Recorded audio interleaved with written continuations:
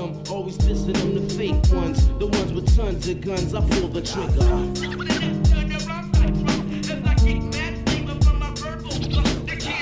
With my virtual 211, step into a cypher set, the rep. I'm doing the wet and bloody blast. This is for the rough nights, and it feels like I'm trapped in a never-ending gunfight. Stranger to the sunlight, couple tears, heavy laughs, barely make it past the moonlight. Utterly consumed by all the evil that I feel. Get the fuck down on my sight. Running every red light, crash and burn, rage and turn. Feel my life ain't gonna end right. Praying that they send my, I can't track it, only pray y'all forget to send out my sign. Hell is where I spend time. 1,000 miles on this road, pushing nothing less than red line. Dedicated my time, selling crack, life a crime. Dreams, I guess I missed the deadline. Front page headline, saw a card, found guilty, murder first degree, it's end time.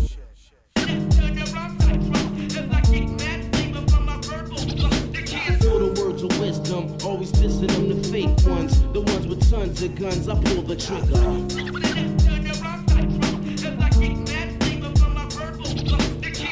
With my virtual 211, step into a cypher set, the rep. I'm doing the wet and bloody blast.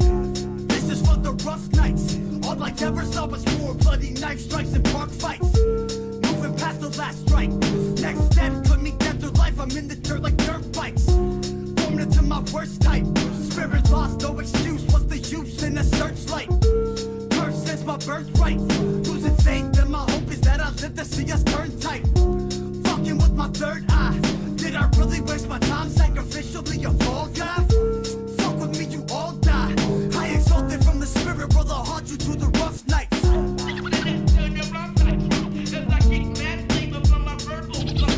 Feel the words of wisdom, always dissing them the fake ones. The ones with tons of guns, I pull the trigger.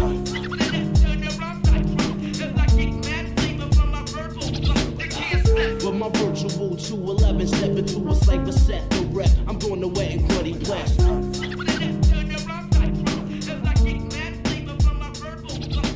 Feel the words of wisdom, always dissing them the fake ones. The ones with tons of guns, I pull the trigger.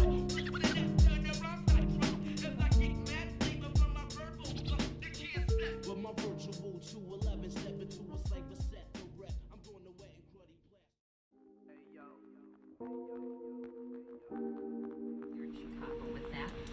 And a parking, and an elevator for cars there too, because they wanted to attract jewelers to come into this building, and they thought that if they could drive into the elevator, go up to where their offices were, and then park right outside. It was a way to thwart robbery, you know? They took the jewels home every night. They didn't leave them in the store.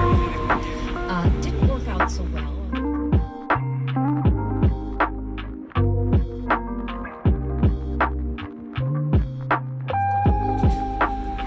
So here, the architect was Bruce Graham, working with, so Willis is actually 9 separate buildings, sort of like 9 cracker boxes, 3 rows of 3. They're all bound together. They go up about 52 stories, and then a couple stop. They go up another 20 stories, a couple more stop. Until finally it's just 2 of those original 9 towers that reach 110 stories. And what this does is keep the building very steady. Now that doesn't mean that it doesn't move, because if it didn't move, it would break, right?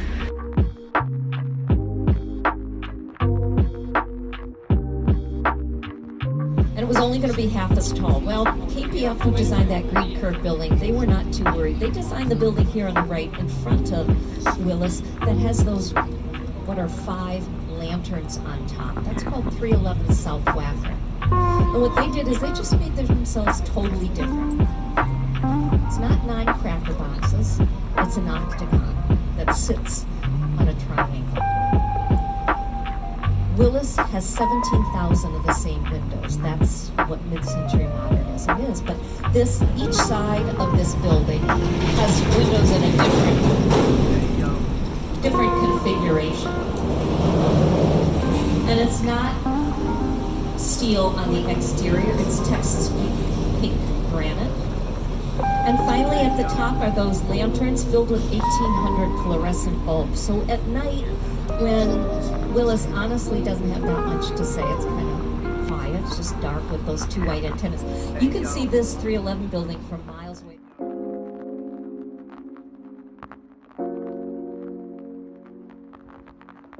Lost their lunch or whatever. It was when we closed. Pretty little ginkgo trees here on the right side. Not so little anymore. Okay, we need a car to come over. Okay, so straight ahead of us, it's a building under construction. It's to be called the Salesforce Tower by Kelly Clark Kelly.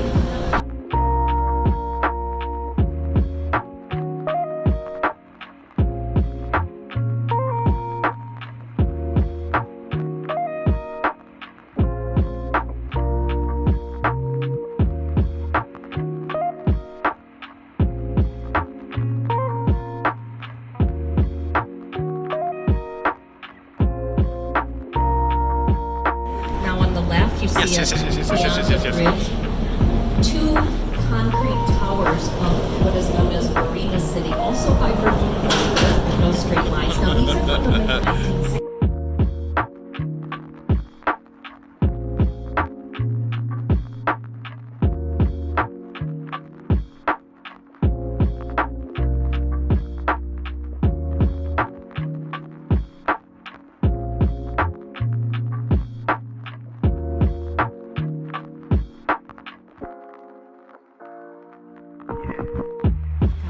Side, a big concrete weight. So all of these Trinian vestibule bridges, most of them have two because they have two leaves, but all of them have these weights, most of them hidden underground to help pull the ends of these bridges. It's very interesting. They really, there's some people at the bottom up there. Ahoy! Yes. Don't know if they're supposed to be there. So realize that until the captain turns around again, all the buildings on the right side have had to deal with the railroads. All those railroads here before these buildings were a twinkle in the eye. You know, in the 1950s, the railroads realized that they could sell the air rights to build over their tracks.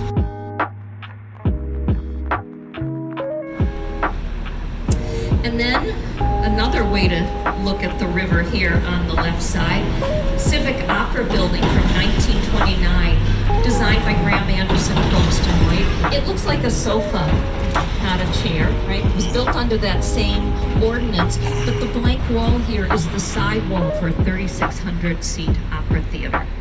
Of course, the offices in these towers was going to help financially support the opera. First performance here was October 1929, like a week after the Great Market crash. So it was a big financial disaster for all these developers. Beautiful building, though, still now operates as the home of the Chicago Lyric Opera. To people here in Chicago, because that's where one of the first taverns was in the city. And then right next to it, sort of the Grand Dame of Chicago architecture, the Mart, formerly known as the Merchandise Mart. It's that limestone beige building, very big with the green roofs over the tower. And as Captain Julie turns us, notice that this long, low Wards building. You know, Wards went out of business in the early 2000s. Now it's Groupon. And it's Groupon. This building became adapted for reasons, mostly for commercial purposes. You see Groupon actually has their headquarters here. You know, and I don't think it would be lost on Mr. Ward that a company that sends us a virtual catalog pulling the water down. Until one day they were able to verify, as they hoped and expected, Chicago River no longer flowed into Lake Michigan. It now flowed away from Lake Michigan, down the South Branch, into this canal, onto the Illinois River. It's from 1968. Shipwright and Heinrich designed it. It's black steel and glass, 3 wings, got round corners. It is a mid-century modern building, but with rounded corners and a round restaurant on top. It was the largest purely residential building in the world when it was completed. I don't believe so. It kind of gives you an idea of what these mid-century modernists were going at. We haven't been able to see the lobbies very well, being so low on the river. But you see the building's like a piece of sculpture with those piloti, those piers that the building sits on. And then the lobbies are drums actually held an emergency water supply. So even at this point in time, people were worried about fire. There's a little curve in the building because the river curves. And each pane of glass pinched in the corner. So when you look at those all together, it kind of looks like the surface of the river. So this building clearly talks about the river. So Chicago needed a really big post office in the first part of the 20th century with all the mail order companies, and there's a big branch of still is, of the Federal Reserve here. And so the next building, we now call the old Central Post Office on the right-hand side. But the center portion is from 1921. They put those towers up about 10 years later. Also Graham Anderson, Probst and White. And this too is an Art Deco style building.